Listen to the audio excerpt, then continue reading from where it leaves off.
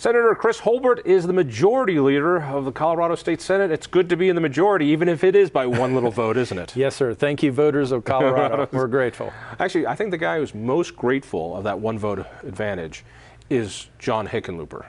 Because so. this prevents all those goofy bills that came up in 2013 that he didn't veto any of them and caused quite a backlash. So you're his safety valve. Well, I appreciate that in 2015 there were, or excuse me, 2016 there were 685 bills introduced, 380 passed both chambers, and he vetoed only 2 under this same dynamic, Republican Senate and Democrat House. So I think you have a point.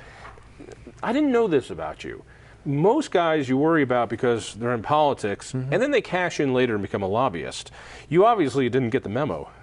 No, sir. You were a lobbyist before, well, I was the executive director president of a trade association in Colorado. If you're paid, and I was paid a salary while you're at the Capitol, you really should report what you're doing there. So I wasn't a lobbyist with clients, but I reported to a board of directors, and I actually had one or more contract lobbyists who reported to me. But yes, I was registered for, I guess, 8 sessions. So this was not calculating for me. So you knew what it was like over there. Yes.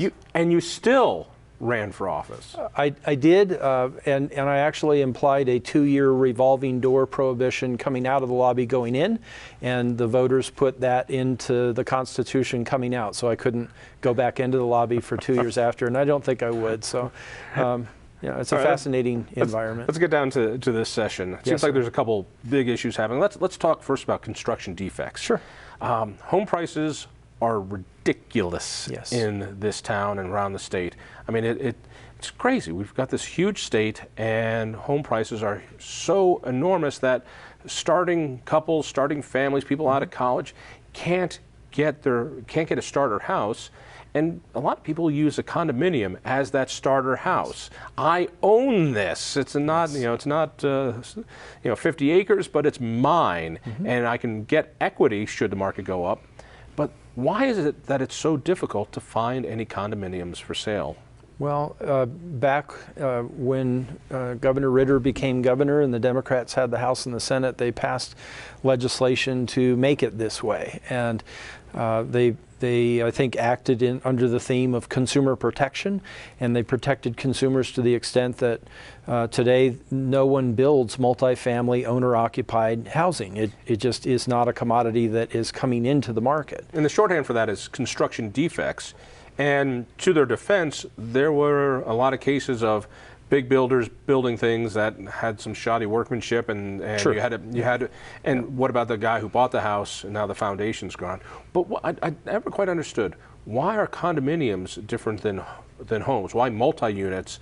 What's hurting them more than just a guy who's doing a new development? Right. It's the ability of a homeowners association to enter into a lawsuit without a majority of the homeowners voting on that, affirmative action by the homeowner in an HOA. The HOA board actually can enter into that lawsuit on behalf of the homeowners association. So to boil this down, basically builders are scared to build because it is easier to get sued by not everybody in the building, but just the HOA. It could be 5 guys on the board, 3 of them say, let's sue them, and you're off to the races. And because of that, builders are like, you know what, I'm not going to build condominiums. There's just too much risk. Correct, or just a few homeowners within that HOA. And my concern is today, and what we want to try to fix with legislation is that if you're an owner in a HOA, and it really doesn't affect the single-family detached home scenario like where I live, but in that multi-family owner-occupied condominium or townhouse where units touch each other, if you enter in a lawsuit and I didn't, and then all of a sudden I can't sell my home, my townhouse, my condo, and I ask, well, why can't I? Well, then I learn that I'm party to a lawsuit, and I ask, well, I didn't want to be.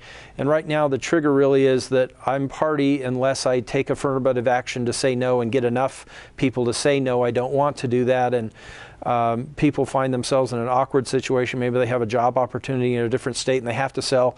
and they can't because their unit is involved in a class action suit. That they didn't even know about.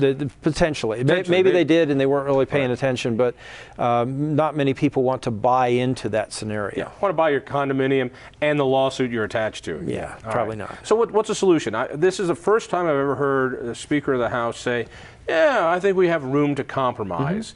Is there room to compromise? What's the fix? We had a political dynamic in the past 2 years where the former Speaker made it pretty clear that she was not interested in moving the ball in the right direction.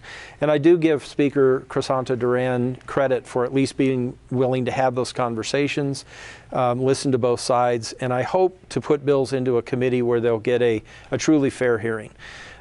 We have a bipartisan, bicameral group of legislators, three representatives in the House and 3 senators, Republicans and Democrats, who are constantly going into a room and arguing with each other, tearing the issues apart, trying to find ways to agree.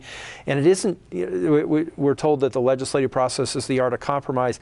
It isn't so much that, it's like, what are the right words and numbers that we can put on this piece of paper to actually move this in the right direction? And I give those 6 legislators a tremendous amount of credit. It's not an isolated negotiation between 2 leadership positions. It's a bipartisan, bicameral group of legislators who are really testing each other to find a way to resolve this. And it's going to work, I'm confident, because there are young 20, 30-somethings in Democrat districts who are saying, we want a condo or a townhouse, and they're saying that out in Douglas County where I represent. I've always been amazed how things move in the state legislature when it affects legislators. I remember when auto insurance changed from was it no fault to what we have now, and it was because legislators, have you seen my insurance bill? Yes. And well, it's the law. Well, let's change that. I think President Andrews had some say in that. Did he? Yeah. That's pretty good. Yeah. So are you optimistic we're going to see at least some movement on this, or will it be as far as we need to go? It probably won't go as far as I would like it to go, and I presume maybe as far as you'd like it to go, but I am optimistic that we're going to move the ball and it will be in the right direction. Those 6 legislators are holding each other accountable. They're looking at each other's bills. They're holding a sort of a JBC environment, Joint Budget Committee balanced, and they're looking at, if it has a majority support among the 6 of them, then they'll bring it out. If it doesn't, well, all the best work happens in committees. So I feel relieved about that. A racehorse divined by a committee is a cow, right? Let's talk a little bit about transportation. Sure. Let me talk a little bit about my frustration here. I'm hearing rumors of a potential tax increase to help our roads, and I'm all for helping our roads. It's just ridiculous the condition of our roads, given the growth we have here. But I feel like there's this terrific bait and switch. So the state legislature several years ago passes what's known as Medicaid expansion, Obamacare. And now 1 out of every 4 Coloradans is on the Medicaid rolls. Yes. I mean, that is a terrible, terrible thing to realize. Right. And so our Medicaid costs have gone skyrocketing. Yes, they have. What, 300 and something % increase of Medicaid costs. Now, we will get this wonderful thing, yeah, but the feds are paying for most of that. And like, for now, they're paying most of that. Where does the Fed get their money? Yeah, exactly. Not only that, but also starting next year, that amount of money starts coming down from the Fed. So it is squeezing out everything else. We call this the Washington Monument gamut, which is when you want to expand government, there was never a vote. Shall we expand Medicaid so that 1 out of every 4 Coloradans is on this, and we bring it up? So what we'll do instead, because we know that wouldn't pass, let's do a vote for roads, because we're all about ready to go postal in these traffic jams.